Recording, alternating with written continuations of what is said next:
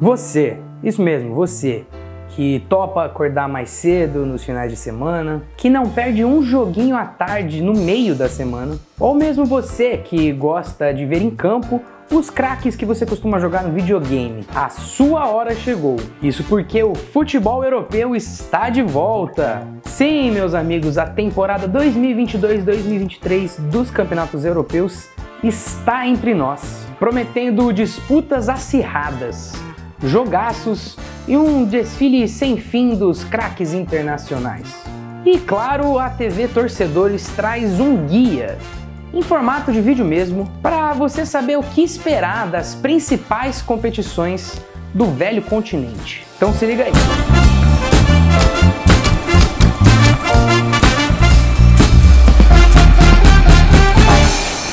Pessoal, o segundo semestre de cada ano nos reserva este momento especial do calendário do futebol com o início da temporada do futebol europeu. Nas próximas semanas serão dadas as largadas dos 5 principais campeonatos do continente. Estamos falando do campeonato inglês, do campeonato alemão, do campeonato francês, do espanhol e do italiano. E vamos começar com ela, né? A rainha, se pode dizer assim, dos campeonatos, que tem sobrado quando o assunto é atração. Bom, o campeonato inglês, como de praxe, é o que mais movimenta dinheiro em todo o futebol mundial. Para essa temporada, e ainda sem fechar a janela de transferências, eles movimentaram mais de 1,2 bilhões de euros. Bom, também não tem nenhuma surpresa aqui, né? Os times na Inglaterra ganham mais dinheiro, gastam mais dinheiro e tem times mais fortes. E haja time forte, hein?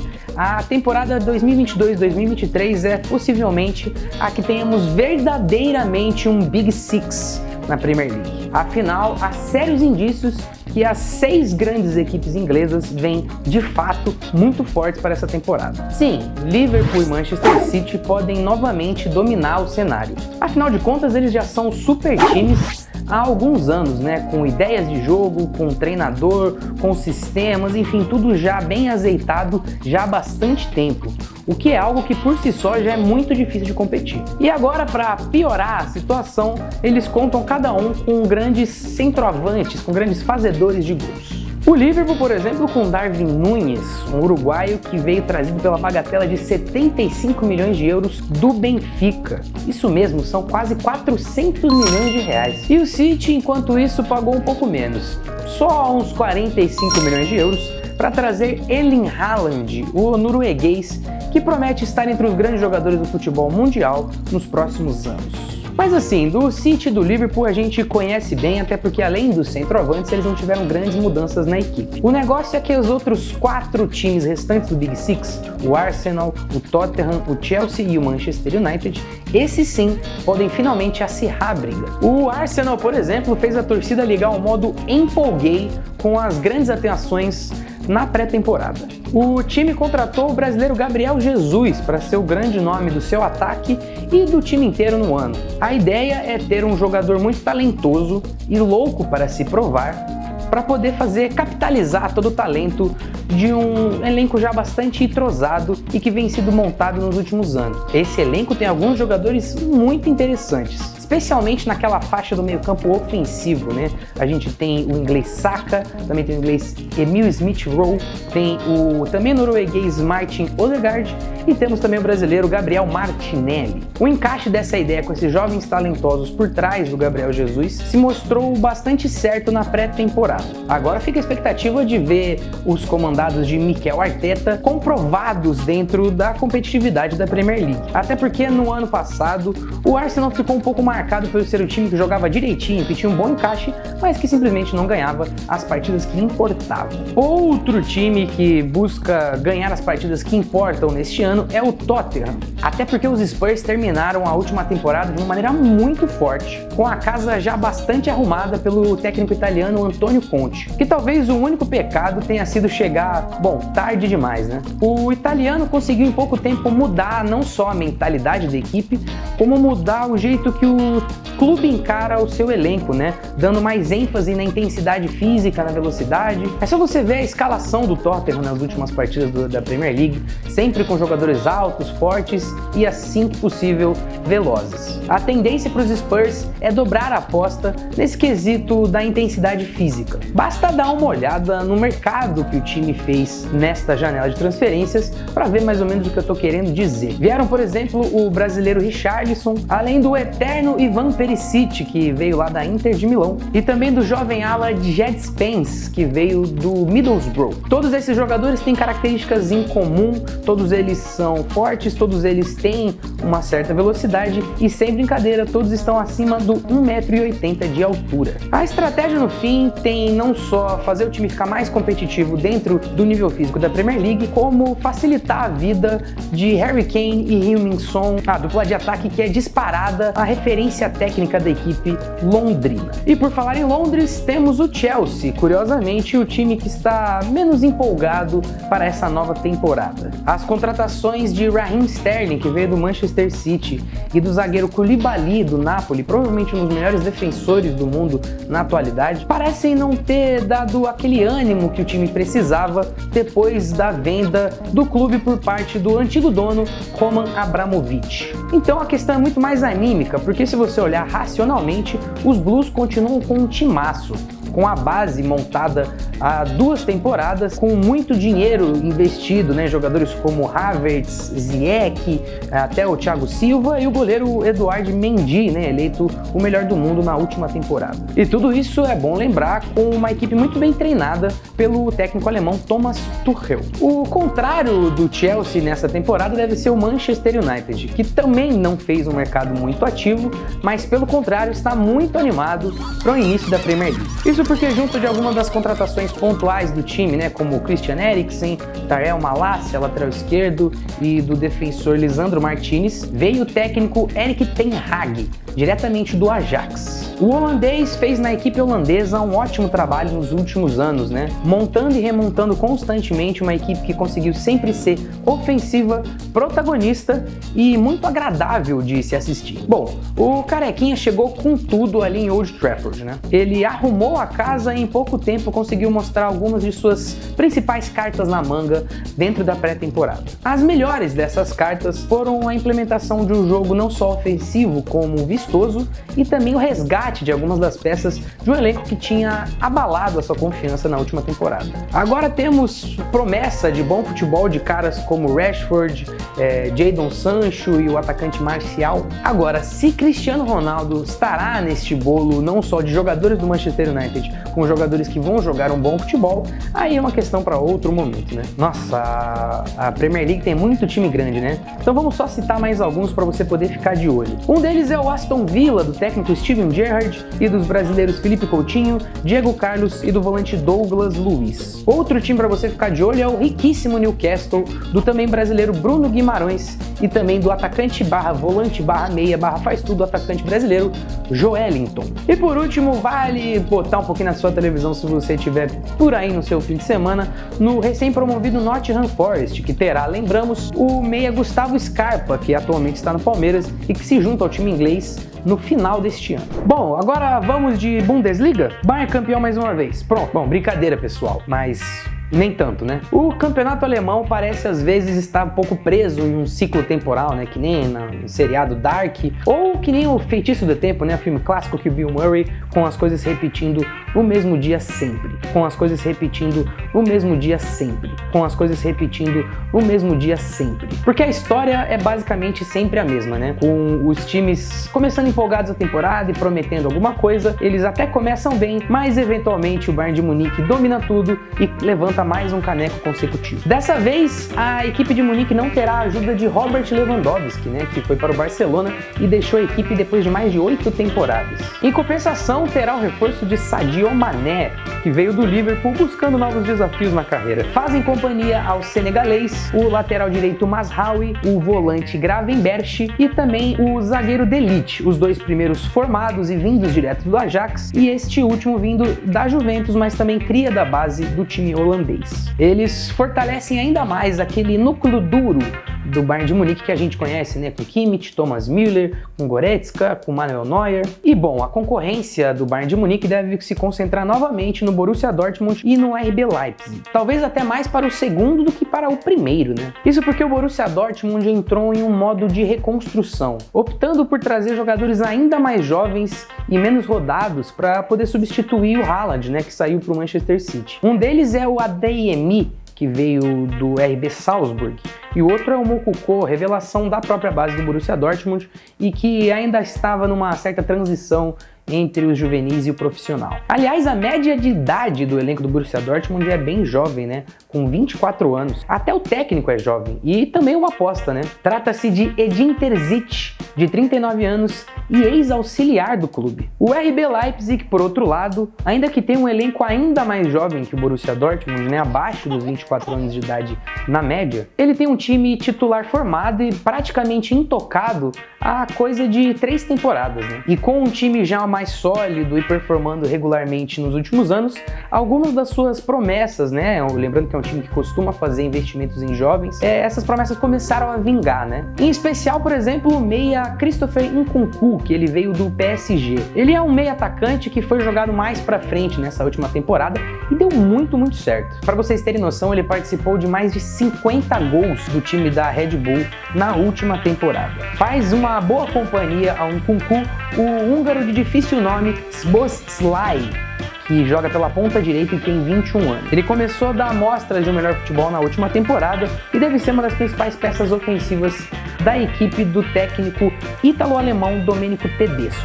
As menções honrosas da Bundesliga vêm na forma de Bayer Leverkusen, do brasileiro Paulinho e da sensação alemã Florian Wirtz, que volta de lesão nessa temporada, e do Eintracht Frankfurt, o time que foi campeão da Liga Europa, e trouxe o meia Mario Götze, né, que foi o autor do título do tetracampeonato mundial da Alemanha aqui no Brasil. Junto a eles atuam Rafael Borré e Lucas Alario, dois atacantes curiosamente que foram pretendidos pelo Palmeiras no início dessa temporada e que foram parar no time alemão. Da Alemanha vamos para a França, que também parece ser um campeonato que disputam para ver quem será o segundo lugar do PSG.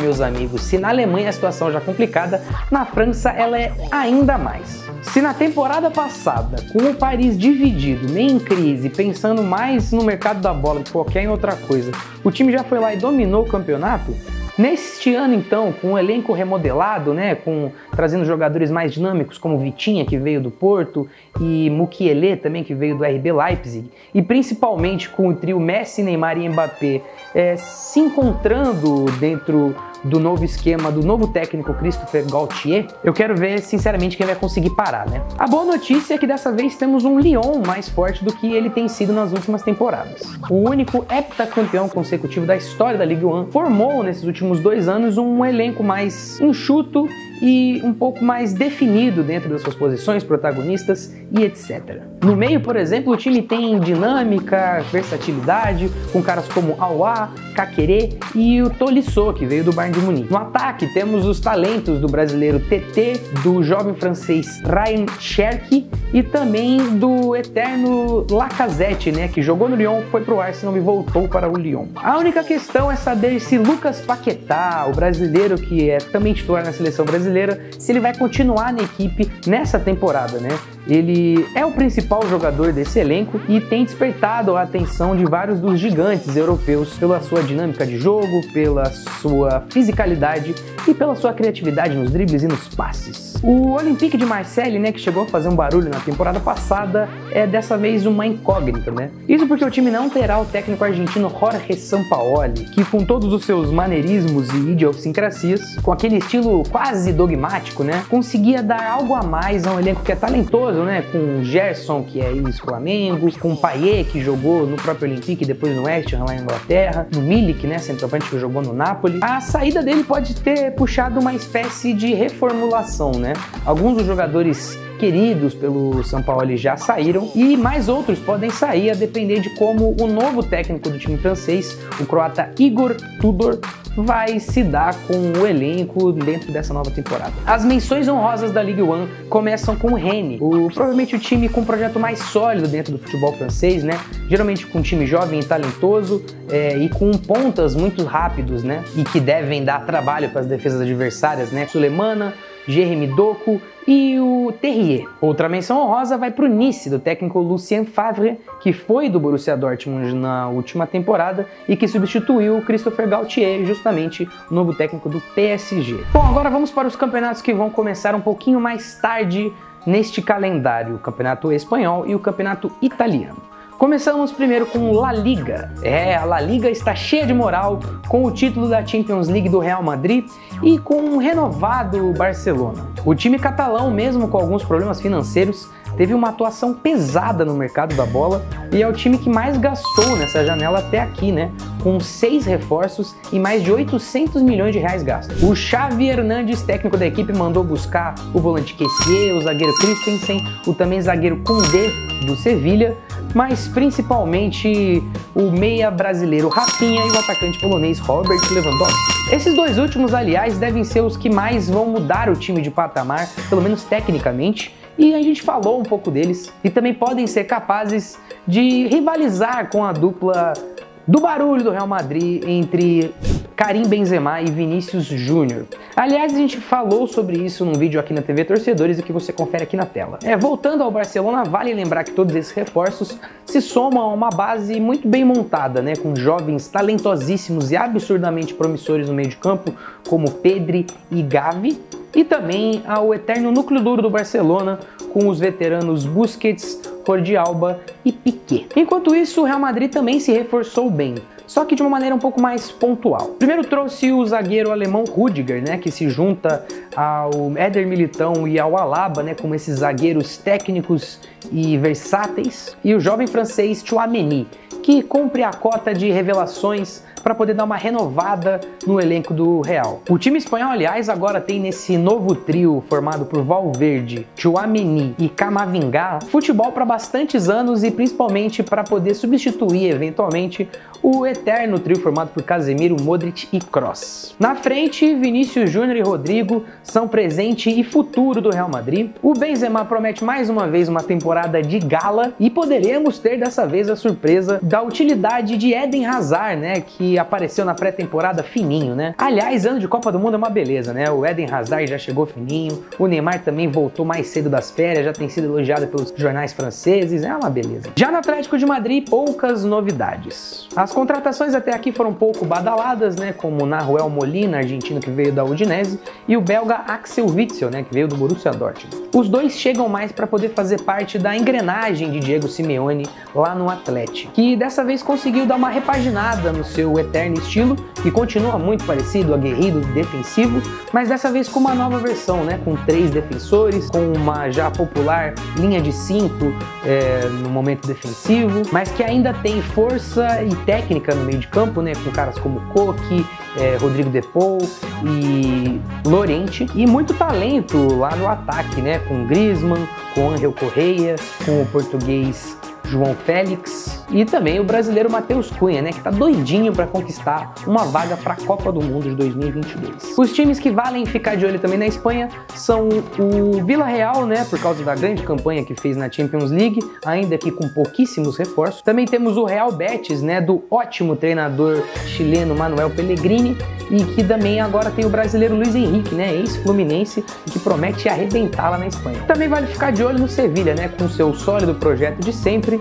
ainda que com poucos reforços e com o desafio de poder jogar sem a sua zaga titular, né, tendo que reformular seu sistema defensivo, já que o Diego Carlos foi lá para o Aston Villa e o Koundé foi para o Barcelona. E bom, fechamos o nosso guia europeu com um dos campeonatos mais estilosos e certamente um dos mais disputados, né? A Série A, o campeonato italiano. Porque é aquela coisa, né? Desde que a Juventus perdeu a sua hegemonia, a sua dinastia, a competição lá na Itália ficou imprevisível. Na última temporada, por exemplo, levou o Scudetto o Milan, né? Mesmo sem ter um time brilhante e que praticamente não se reforçou nessa nova janela. A aposta vai ser muito mais na manutenção do time que conseguiu conquistar o título. De bons valores, temos a potência e a velocidade do lateral esquerdo francês Théo Hernandes, temos a qualidade técnica e toda a experiência, apesar da juventude, do jovem meia Sandro Tonali e todo o poderio ofensivo do atacante Rafael Leão, um português que é alto, veloz, ele é forte, ele tem drible, tem boa finalização, o cara faz tudo. Sem falar na contribuição do veterano, isso mesmo, o veterano Zlatan Ibrahimovic, que no auge dos seus 40 anos teve contrato renovado, mesmo sem ser um titular da equipe, mas um reserva bastante importante e útil para o técnico Stefano Pioli. O principal concorrente do Milan será o seu rival, a Inter de Milão. A Inter que trouxe Lukaku de volta, um dos negócios mais stonks do mercado da bola nos últimos anos. Sente só, o time trouxe do Manchester United o Lukaku por 75 milhões de euros, vendeu o Lukaku para o Chelsea por 113 milhões de euros e agora traz de volta ele por empréstimo por só 8 milhões de euros. Conseguiu rodar uma grana aí a Inter de Milão com o belga, né? O belga reencontra na Inter aquela fortíssima base que agora é comandada por Simone Inzaghi, que é irmão daquele clássico atacante do Milan, o Pippo Inzaghi. Enfim, essa base tem uma defesa de elite, né, com os zagueiros Bastoni,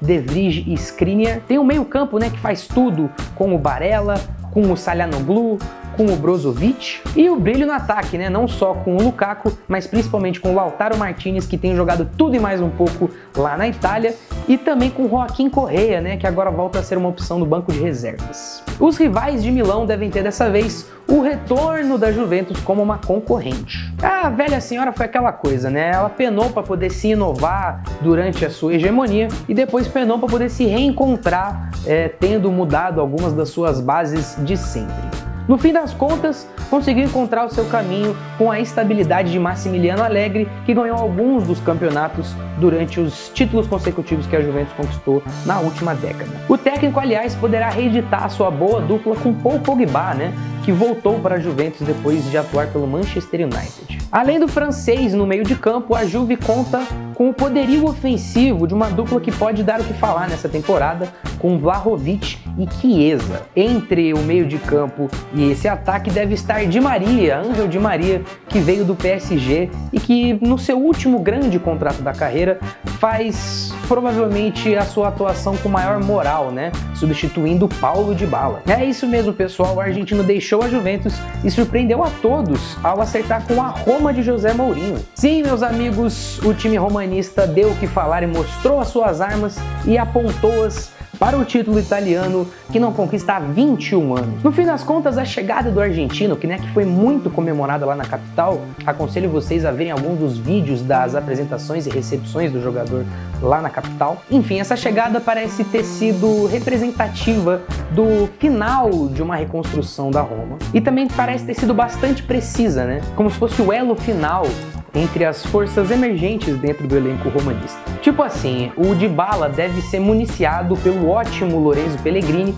e também pelo promissor Eduardo Bove. E ao receber essa bola, o camisa 21 da Roma deve encontrar os ótimos atacantes Nicola Zaniolo e Tammy Abraham. Enquanto isso, na defesa, os zagueiros Ibáñez, que tem esse nome, mas é brasileiro, e Mantini garantem a tão cara consistência defensiva que pede e que procura o José Mourinho em suas equipes. No fim das contas, Milan, Inter de Milão, Juventus e Roma, os quatro num rompante nostálgico, devem voltar a dominar o Calcio, pelo menos nessa temporada. Até porque o Napoli, que costuma ser um intruso entre esses quatro, perdeu algumas das suas referências como Mertens, Insigne, Koulibaly, todos de uma vez, e deve passar por uma certa reconstrução do seu elenco. Enquanto isso, a Atalanta, né, que foi a sensação dos últimos anos, parece ter perdido um pouco o fôlego, né, e caiu um pouco na mesmice, né, ainda que continue com um elenco que está no top 5 do país. Mas é isso, pessoal, essa foi a nossa análise completa e também inicial